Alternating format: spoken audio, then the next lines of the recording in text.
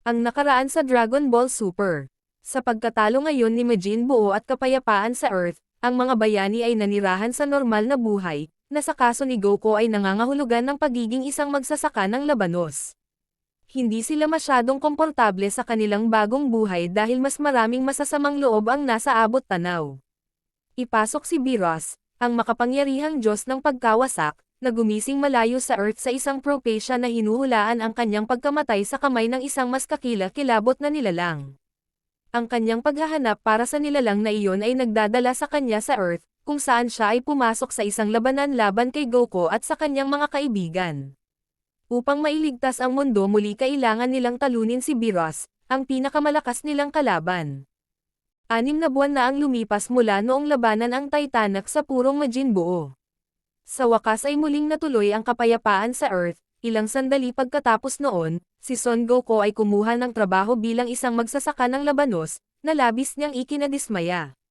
Isang linggo, dinala ni Son Goten, ang bunsong anak ni Goku, ang tanghalian ni Goku sa mga patlang ng labanos. Habang kumakain si Goku, pinangangasiwaan ni Goten ang tractor.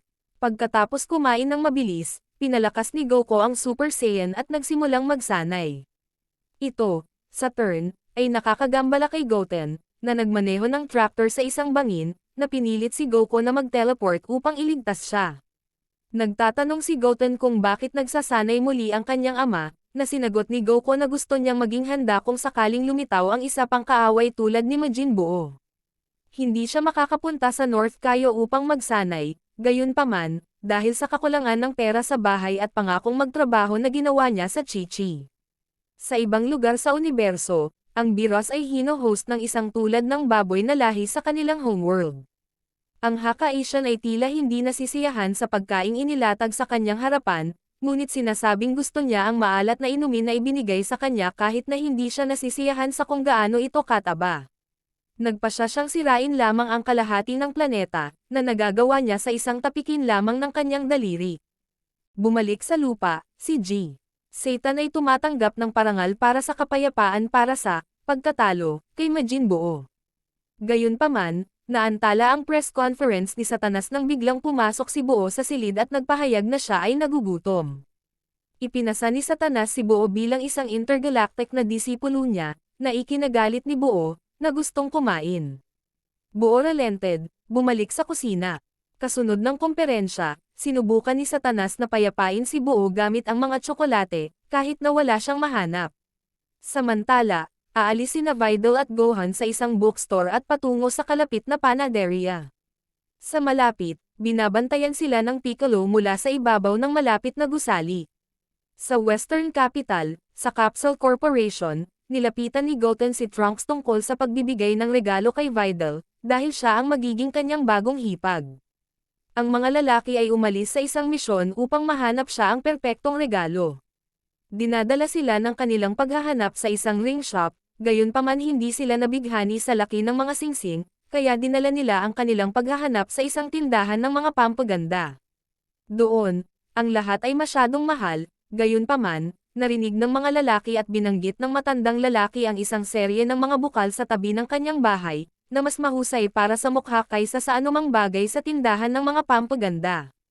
Ibinigay ng matandang lalaki ang mga direksyon sa bukal, na agad nilang nil-iPad patungo. Nakahanap sila ng angkop na bukal at inipon ang tubig nito, gayunpaman, inatake sila ng isang higanteng ahas. Mabilis na hinarap ng mga lalaki ang ahas at ginawa ang bahay ni Gohan at Videl. Natutuwa si Videl sa kanyang regalo, na ikinalulugod naman ni Goten, Trunks, at Gohan. Kinagabihan, umuwi si Goten sa kanyang ama at tinatanaw ng dalawa ang labanos habang lumulubog ang araw sa di kalayuan. Dumating si G. Satan makalipas ang ilang sandali at ibinalita na nanalo siya ng premyo para sa pagkatalo ni Majin Buu.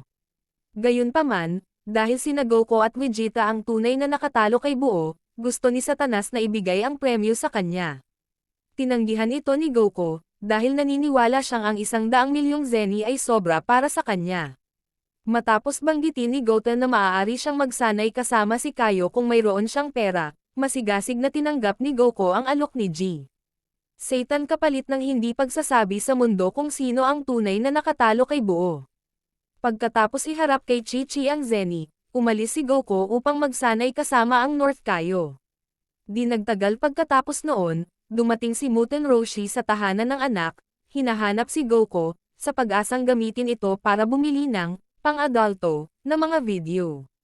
Nagalit si Chi-Chi dito at marahas siyang pinaalis. Sa Kai Ocean Realm, naramdaman ni Nakabito Kai Ocean at Old Kai Ocean ang pagkawasak na pinakawalan ni Biros at nagsimulang maghanda para sa pinakamasama.